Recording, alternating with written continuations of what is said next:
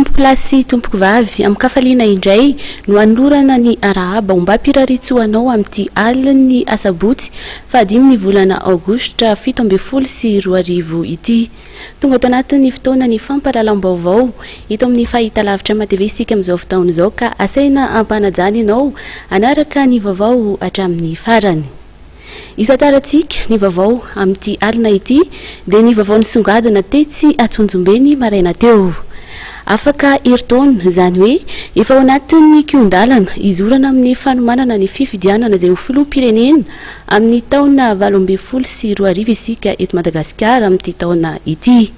Androany nandritra ny fiaonan'ny pasteur Mayol tamin'ireo mpino sy mpanaradia azy tetsy amin'ny Coliseum Atsonjombe dia nanambara ny tenany fa ho kandida amin'ny filoham-pirenena izay ho tanterahana amin'ny taona 2022 iny. Aron Fanady Adina.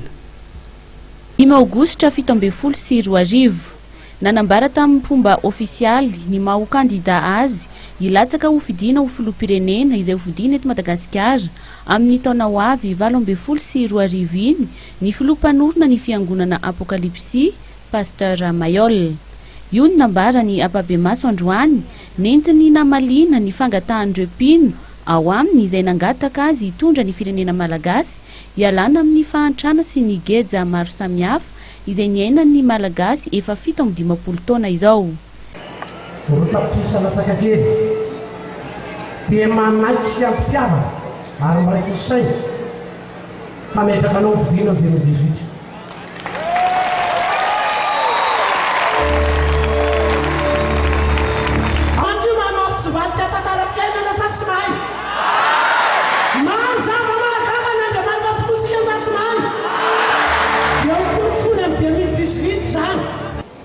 Reko ny antsonareo, reko ny fitaraina vahoaka malagasy rehetra, reko ny fahoriana, ny fijaliana ny vahoaka malagasy rehetra. Ka resy lahatra vahoakan'Andriamanitra nanao ny antso tao hoe andao paster raiso ny andraikitrao amontsy ty firenena ty.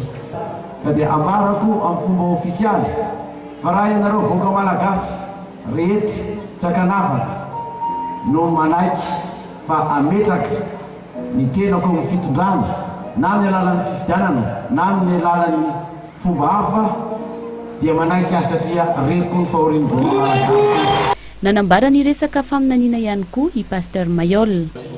Mifampitohy amin'ilay faminaniana mihitsy, amin'ilay faminaniana mihitsy ty zavatra le fanambarana sy fangatahany vahoaka ty satria le faminaniana dia hoe mbola misy mpitondra roa aorinan'ny filoha Ravalomanana zay vao ianao ny mpitondra firenena rehefa afaka 10 taona. Izay antony izay indrindra no tsy nilatsany fidina tamin'ny 2013 satria le faminaniana afaka 10 taona. Tsy amin'ny mahafilohan'ny fiangonana Apokalipsy azy kosa no hirotsahany fa avy amin'ny antoko politika Gideona Fandresena ny Fahantrana na ny GFFM. Hiady ny kolikoly, ny tsirariny, io no tena vaindondra rany pasteur Mayol rehefa ho tonga eo amin'ny fitondrana. Tsy isy tsony ny fanaovana tantely afadrakoso ny rem-pirenentsika malagasy, ny kolikoly sy ny aferafera isan-karazany.